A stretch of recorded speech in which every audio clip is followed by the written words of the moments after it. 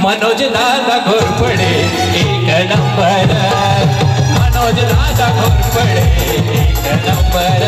दया दया कार्यासाठी, या समाज कार्यासाठी त्याने कसली कंबर। अन मनोज दादा घोरपडे एक नंबर, मनोज दादा घोरपडे एक नंबर, मनोज दादा घोरपडे एक नंबर। या समाज कार्यासाठी, या समाज कार्यासाठी त्याने कसली कंबर। मनोज दादा घोरपडे एक नंबर, मनोज दादा घोरपडे एक नंबर। एकदा जोरदार टाळ्या, हात उंच करून, हात उंच करून। कॅमेरावाले कॅमेरा क्लिक, कॅमेरावाला फोटो घे पाटी। फोटो होईपर्यंत हात खाली नाही घ्यायचे। आणि समाज धन्यवाद धन्यवाद धन्यवाद। लोकराज्य न्यूजमध्ये आपलं स्वागत। मी सध्या आहे मनोजदादा घोरपडे यांच्या महिला मेळाव्याची इथे आणि आज आपल्या सोबत आहेत महाराष्ट्रातील सुप्रसिद्ध अभिनेत्री तेजश्री प्रधान। काय सांगाल ताई, खूप मोठा कार्यक्रम आहे, तुम्ही शहरात अनेक कार्यक्रमाला जाता, आज ग्रामीण भागामध्ये कार्यक्रमाला आहे, काय वाटतंय, कसा माहोल आहे? नाही, पण शहरापेक्षा शहर जरी तुम्हाला छान वाटत असलं तरी मला असं वाटतं ग्रामीण भागात जेवढं काम केलं जातं, आज मनोजदादांसारखी माणसं आज जेवढी झटत असतात तर हे जास्त महत्त्वाचं असतं आणि इथल्या लोकांना जास्तीत जास्त फॅसिलिटीज पुरवल्या जातात। आज हा कार्यक्रम बघून तुम्हाला काय वाटतंय? 2024ची निवडणूक, 2024ला निवडणूक आहे उत्तर विधानसभेची, काय वाटतंय मनोजदादांचं भवितव्य कसं असणार आहे? आणि मनोजदादांचं भवितव्य उज्ज्वलच असणार आहे आणि मला वाटतं इथे आज ज्या समुदायाने ज्या संख्येने महिला आलेल्या आहेत तिथेच मला वाटतं निवड झालेलीच आहे। तर या होत्या सुप्रसिद्ध सैनिक अभिनेत्री तेजश्री प्रधान ताई। आपल्यासोबत आहेत मनोजदादांच्या सौभाग्यवती समताताई घोरपडे। वहिनी, काय सांगाल, कशा पद्धतीचं आयोजन, कशा पद्धतीने एवढा मोठा उत्साह महिला भगिनींचा, काय सांगाल? खूप छान वाटतं एवढ्या महिलांना बघून आणि ही मनोजदादांनी केलेल्या कामाची पावती आहे असं मला वाटतं। वाढदिवसाच्या निमित्तानं स्वाभिमानी महिला संख्येमन या कार्यक्रमासाठी हजारोंच्या संख्येनं या ठिकाणी महिलांची उपस्थिती आज आपल्याला पाहायला मिळते। आजपर्यंत स्वाभिमानी महिला संख्येमनच्या माध्यमातून अतिशय लोकांच्या उपयोगी उपक्रम, आरोग्यविषयक असतील, व्यवसायविषयक असतील, या ठिकाणी महिलांचं मूळ प्रवाहामध्ये या ठिकाणी आणण्यासाठी जे काय आपण उपक्रम केले त्याची आज पोचपावती या ठिकाणी आपल्याला पाहायला मिळते।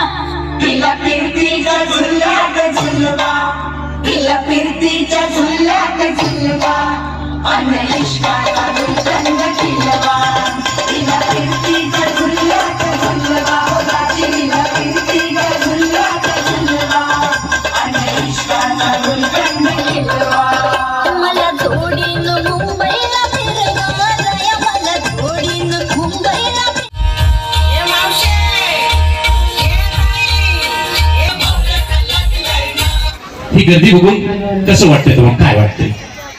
खूपच छान वाटतंय। इनफॅक्ट मी ताईंशी मगाशी बोलत बसले होते मागे की एवढ्या मोठ्या प्रमाणात जेव्हा लोक त्यांच्या आयुष्याचा वेळ तुमच्यासाठी देतात तेव्हा तिथेच तुमचं कर्तृत्व सिद्धच झालेलं असतं। म्हणजे याबद्दल मी काय बोलावं, मी आणि ही सगळी गर्दी दादांच्या प्रेमापोटी इथे आलेली आहे लक्षात येत आहे।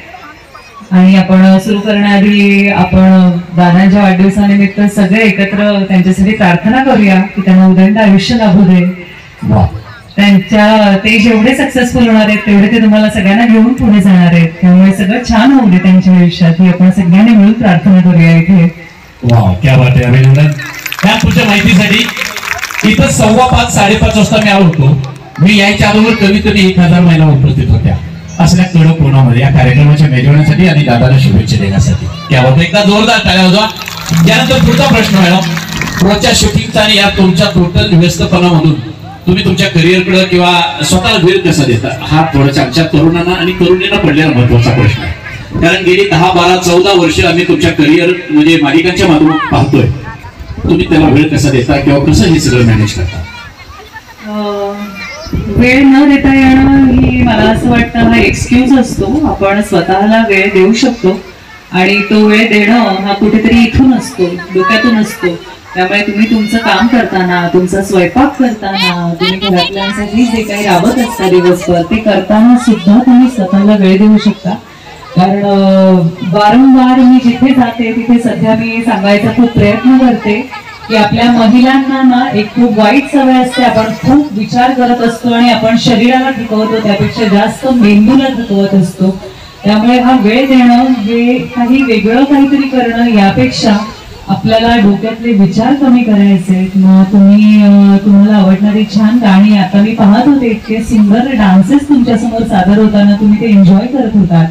सो स्वयंपाक करताना आपल्या आवडीची गाणी ऐकणं, स्वयंपाक करताना काहीतरी कुठेतरी नामस्मरण करणं, या गोष्टींना सुद्धा आपण वेळ देणं हे म्हणू शकतो. त्यामुळे आम्हाला वेळच उरत नाही ही स्वतःला मुभा देणं बंद करा आणि कुठेतरी आपल्या या रुटीन मधून सुद्धा स्वतःकडे वेळ काढत जा, डोक्यामध्ये हा वेळ काढत जा.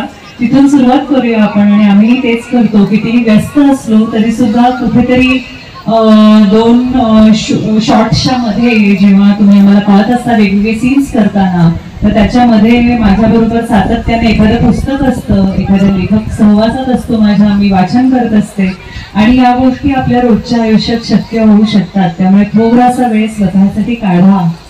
येस, काय वाटतं वेळ फार कमी परंतु तरी तुमची पाठीमागे एक फार मोठी फार छान एक कविता व्हायरल झाली होती.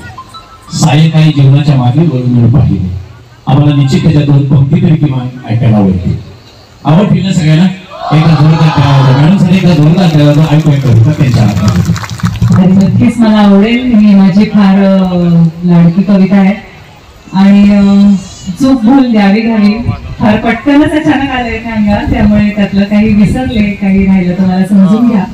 पण हो, ही कविता मला आवडते आणि आपल्या खऱ्या आयुष्यातही कुठेतरी जेव्हा आपल्याला असं वाटतं की विश्वास कुठेतरी निघून जातो, आपण एकटे पडतोय का असं वाटतं, किंवा आपल्याच घरात आपल्याच माणसांमध्ये कधीतरी आपण थकून जातो ना, तेव्हासाठीची खूप छान कविता आहे आणि तुम्हाला जमली तर ती आहे ऑनलाईन अवेलेबल, तुम्ही शोधून घेऊ शकता. परंतु आज आम्हाला प्रत्यक्ष तुमच्याकडून सायंकाळी जीवनाच्या मागे वळून मी पाहिले. सायंकाळी जीवनाच्या मागे वळून मी पाहिले. पाहिली वाटेवरील उमटलेली पाऊले. एकट्याची नव्हती परी होती तुझी त्यांच्या सवे. कोण होते सोबतीला माझे मला ना आठवे. वाट तिथली बिकट होती संकटाची होती घडी. चाललो मी एकटाची वाट होती वाकडी. चाललो मी एकटाची वाट होती वाकडी. काही ठिकाणी वळणावरी एकट्याच्या होत्या खुणा. काही ठिकाणी अशा वेळी वळणावरी एकट्याच्या होत्या खुणा. तेथे होतो एकटा मी होता तुझा तेथे उणा. प्रार्थुनी देवास पुसले. प्रार्थुनी देवास पुसले कोण होते संगती. देव बदला वत्सा तुझ्या रे मीच होतो सोबती. देवास म्हटले सोबती तू संकटे येता परी. एकटे मज सोडले एकटे मज सोडले हे दुःख वाटे अंतरी. देव बदला वत्सा असा तू, दुःखी न हो मानसी, पाऊलांच्या त्या खुणांचे मर्म तू न जाणसी. उचलूनी तुझं घेतले मी संकटाच्या त्या क्षणा, उचलूनी तुझं घेतले मी संकटाच्या त्या क्षणा, नाहीत तुझ्या आहेत माझ्या पाऊलांच्या त्या खुणा, नाहीत तुझ्या आहेत माझ्या पाऊलांच्या त्या खुणा. एकदा जोरदार टाळ्या म्हणण्यासाठी आपण मी बोलतोय आताच्या दादांच्याकडं. दादा, हा टॉपिक आहे म्हणून दादा समजून घेता नाही अशी आखरी. दादा तुमच्याकडे माहिती देतोय. सर्वप्रथम माझ्या एवढा प्रचंड संख्येने असलेल्या आमच्या माता भगिनी तुम्हाला शुभेच्छा द्यायला हजारोंच्या संख्येने आज उपस्थित आहे. काय सांगा त्यांना? जो प्रश्न मॅम, तो प्रश्न तुम्हाला. खरं तर फार समाधान होतंय की जे आपण आजपर्यंत समाजामध्ये लोकांसाठीच असं नाही तर आपल्याला पण समाधान मिळतं म्हणून आपण हे क्षेत्र निवडलेलं आहे. आणि त्यामध्ये जे काही केलेलं काम आहे त्याची ही पोचपावती सुद्धा आहे. आणि आज खरं तर उद्या माझा वाढदिवस आहे आणि या कारोत्तर मधील सर्व भगिनी मला शुभेच्छा द्यायला या ठिकाणी येतात. वा, हा एक वेगळा मला अभिमान वाटतो या गोष्टीचा. दादा थांबवतो तुम्हाला. तुम्हाला माहिती आहे दादा, गेल्या वर्षी आपण 10,500चा काउंट क्लिअर केलेला होता. आज मॅम 12,500 पेक्षा ऑनवर्ड काउंट या ठिकाणी उपस्थित. एका जोरदार टाळ्या. जेवढी लोक कार्यक्रमाला आहेत, जेवढ्या महिला तेवढीच लोक बाहेर भोजनाचा आस्वाद घेत आहेत तेवढ्याच. एवढा प्रचंड मोठा दादांचा विश्वास या मतदारसंघावरती आहे आणि तुमच्या लोकांचा सगळ्या दादांचा विश्वास आहे. दादा, पुढचा एक प्रश्न विचारतो. या शेतकरी कुटुंबामध्ये जन्म घेतल्यानंतर आतापर्यंत तुमचा समाजसेवेचा आणि राजकारणाचा हा जो वसानी वारसा आहे तो तुम्ही पेरताना कसं, नक्की कसं पेरता? हा एक सारा प्रश्न. का तर शेतकरी कुटुंबामध्ये जन्मून एवढं मोठं भव्य दिव्य काम करणारी फार माणसं फार कमी आहे महाराष्ट्राच्या राजकीय पटावरती. त्यामध्ये आम्हाला तुम्ही एक दिसता. हे कसं जमलं तुम्हाला आतापर्यंत? सगळ्यात महत्वाचं म्हणजे मी मगाशीच सांगितलं, विषय चांगल्या पद्धतीचा मिळत असतो पण त्यामध्ये त्या माध्यमातून आपल्याला समाजातल्या तळागाळातल्या घटकाला आपल्याला बरोबर कसं घेऊन जाता येईल, त्याची आर्थिक सामाजिक उन्नती कशा पद्धतीने करता येईल आणि हेच ध्येय असल्यामुळं या ठिकाणी आज फार समाधान वाटतंय की आपण ज्या दिशेनं चाललोय त्या दिशेला आपल्याला यश मिळताना ज्यावेळेला आपल्याला पाहिलं जातंय त्यावेळेला एक अतिशय वेगळ्या पद्धतीचा आनंद या ठिकाणी या कामामध्ये मिळत असतो. धन्यवाद दादा. पुढचा प्रश्न छोटा.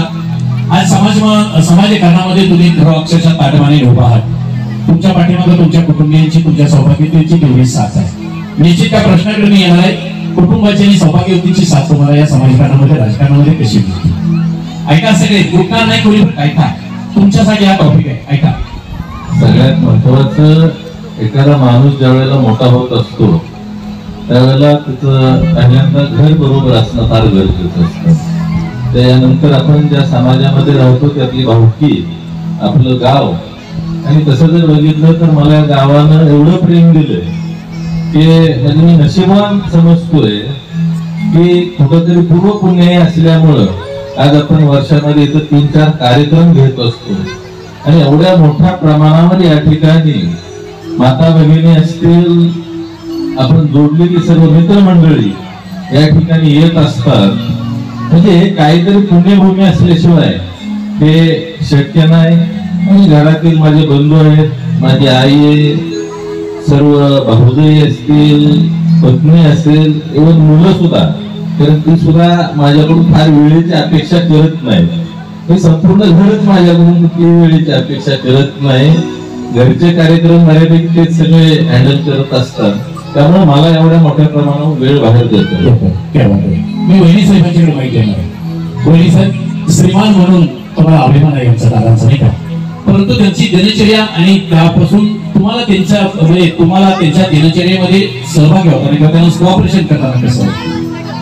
सगळ्यात पहिल्यांदा मी खूप स्वतःला नशीबवान समजते की मी या घरामध्ये सून म्हणून आले. वा, क्या बात आहे. जोरदार टाळ्या, जोरदार टाळ्या वहिनी साहेबांच्यासाठी. माझ्या घरातील सर्वच जण आणि तसेच माझे पती, एकदम मी त्या बाबतीत नशिबान आहे की मला खूप याचा हेवा वाटतो की मी या घरची सून आहे.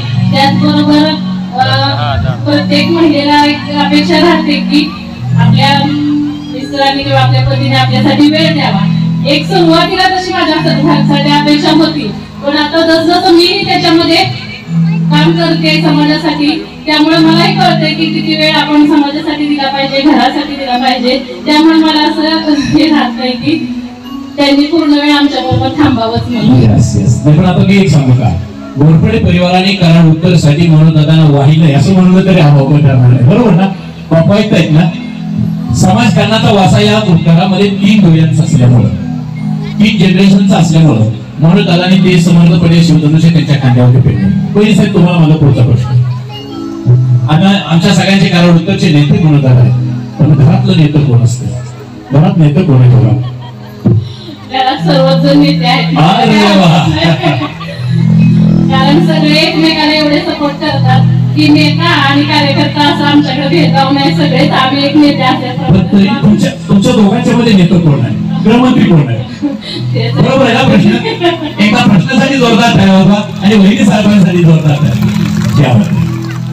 सगळेच जण आम्ही एकमेकांना एवढे सपोर्टिव्ह राहतो की असं काही नातं राहत नाही की हा नेता आहे आणि मी कार्यकर्ता आहे. सगळं ह्या माझ्या महिला, या सर्व सखी म्हणजे त्या सर्व सदस्य अगदी माझ्या मैत्रिणीप्रमाणे आम्ही सगळे कुटुंब म्हणून राहिल्यासारखं वाटतं. एवढ्या सगळ्यांमध्ये आमच्यामध्ये जिव्हाळा निर्माण झाला की असं सगळ्यांचे आमचं एकदम खूप छान रिलेशन निर्माण झालेलं आहे या माध्यमातून. ओके. स्वाभिमानी महिला सखी मंच कराड उत्तर हे तुमचं कुटुंब आहे असं तुम्ही म्हणता ऐकू नाही का? अभिनंदन. एका जोरदार टाळ्या सगळ्या मान्यवरांच्यासाठी. दादा तुमच्यासाठी रॅपिड फायर माहिती.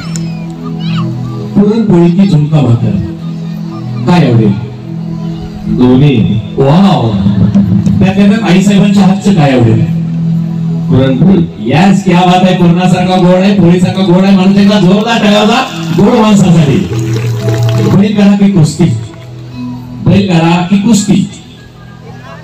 त्यात सुद्धा दोन्ही मला आवड आहे. त्यामुळे आपण परवा दिवशी तुम्ही बघितलं बैलगाडा शर्यत न भूतून भविष्यात अशा पद्धतीची आपण घेतली होती. संपूर्ण महाराष्ट्रानं पाहिलं आणि त्याची पोच म्हणून वरुण राजानेही तुम्हाला शुभाशुभा केली बरं का? बैलगाडा स्पर्धेसाठी स्पर्धे दिवशी वरुण राजाही बरसला आणि बैलगाड्याची स्पर्धा यशस्वी झाली. ही अडचण आपल्याला संधीमध्ये कशी परावर्तित करायची, खरं तर त्या दिवशी परमेश्वरानं अतिशय चांगल्या पद्धतीची बुद्धी दिली. सेमीफायनलला जेवढे आले होते त्यानंतर सर्वांना 16,000 रुपये बक्षीस. क्या बात है. महाराष्ट्रात सुद्धा असं कधी घडलं नाही, असं त्या दिवशी घडलं. माझ्या माहितीप्रमाणे दादा मी पाहिलं प्रत्यक्ष 1 लाख ते 1.25 लाख पेक्षा जास्त बैलगाडा शेवटी लोक उपस्थित आणि सगळ्यात महत्वाचं म्हणजे आमच्या घराला कुस्तीची परंपरा आहे. अगदी बापू सुद्धा महाराष्ट्र चॅम्पियन होते, दादा होते, आमचे चुलते सुद्धा या ठिकाणी कुस्ती क्षेत्रामध्ये अतिशय चांगल्या पद्धतीचं नाव कमावलेलं आहे. त्यामुळं त्या क्षेत्राशी सुद्धा अतिशय जिव्हाळ्याचं नातं ते संपूर्ण कुटुंबाचं आहे. दोन्ही क्षेत्राशी. हॉटेलचं जेवण की वहिनी साहेबांच्या हातची मटण भाकरी? वहिनी साहेबांच्या हातची मटण भाकरी. याला म्हणायचं काय म्हणते बरं का? हॉटेलला किती किंमत असू देऊ पण घरच्या जेवणाची चवच मिळाली असते नाही का? आणि त्या सौभाग्याच्या हातची तर चवच त्यापेक्षा वेगळी असते. क्या बात आहे. एक पुढचा छोटा प्रश्न. चित्रपट पाहायला जाता कधी दोघं, कधी कुटुंबासोबत? मला वाटत आवडता चित्रपट? भरपूर. आवडता चित्रपट एखादा? साहेबांत महाराज. पुढचा प्रश्न. यांच्याबद्दल काय सांगा? आदरणीय स्वर्गीय भीमरावदादा घोरपडे एका वाक्यात. खरं तर त्यांनी जे काय आयुष्यामध्ये समाजासाठी जे काय स्वतः झटले किंवा जे योगदान दिलं, खरं तर आज समाजामध्ये फार बुद्धिमान आणि कर्तृत्ववान कष्ट करणारे आमच्यापेक्षा जास्त मंडळी आहेत. परंतु तुला ग्रँड सक्सेस या ठिकाणी मिळालेला आहे. आमच्या ज्या वाडवडीला त्यांच्या पूर्णपणेमुळेच या गोष्टी शक्य झाल्या. थोडक्यात काय सांगा छत्रपती शिवाजी महाराज यांच्याबद्दल? जगामधील सर्वात आदर्श असं नेतृत्व कर्तृत्व असलेलं जर व्यक्तिमत्व म्हणाल तर ते छत्रपती शिवाजी महाराज. धन्यवाद. शेवटचा आणि तुमच्या सगळ्यांसाठी महत्वाचा प्रश्न. समोर उपस्थित असलेल्या आमच्या कराड जनताची, कराड उत्तरची जनता आणि माय माऊली यांच्यासाठी काय सांगा? शेवटचा प्रश्न. खरं तर कराड उत्तर विधानसभा मतदारसंघामध्ये मी आज 10 वर्ष काम करतोय. काही टेक्निकल अडचणीमुळं खरं तर आपल्याला विजयापर्यंत आजपर्यंत जाता आलेलं नाही. पण या 2024ला 100% ह्या स्वाभिमानी महिला सखींची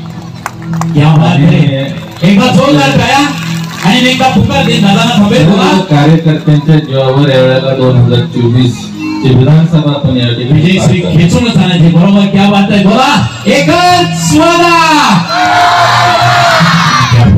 मी शेवट मॅडम या अनुषंगाने 2024 मध्ये आमचं लक्ष आहे विधानसभा निवडणूक जिंकायची आणि तेही मोठ्या मताधिक्याने. त्यासाठी तुमच्या काही शुभेच्छा आणि आमच्या कराड उत्तरच्या जनतेला काही सगळ्यात शेवटचा प्रश्न. रजेचा राजा समोर आहे तुमच्या, वाव क्या बात आहे. जे आवर्जून तुमच्या इतक्या गोष्टींचा विचार करतात, तुमच्या पर्सनल आयुष्यात येऊन, मग ते तुमची हेल्थ असो, मी ऐकलं तुमच्या तब्येतीचे गोष्टी असू दे, तुमचा आनंद असू दे, आजही तुमच्या सगळ्यांच्या आनंदासाठी हा इतका मोठा घाट घातला गेला आहे. तिथे आता तुमच्या जेवणाची व्यवस्था केली गेली आहे. खूप कार्यक्रम मी अटेंड करत असते, इतकी छान व्यवस्था आणि इतक्या प्रमाणात कोणीतरी तुमच्यासाठी झटतंय, काय तुमचा विचार करतंय, हे फार क्वचित वेळा पाहायला मिळतं. त्यामुळे मला असं वाटतं की निर्धास्तपणे तुमचा जो राजा आहे त्यावर विश्वास ठेवा आणि त्याला निवडून द्या, त्याच्या बरोबर राहा. क्या बात आहे.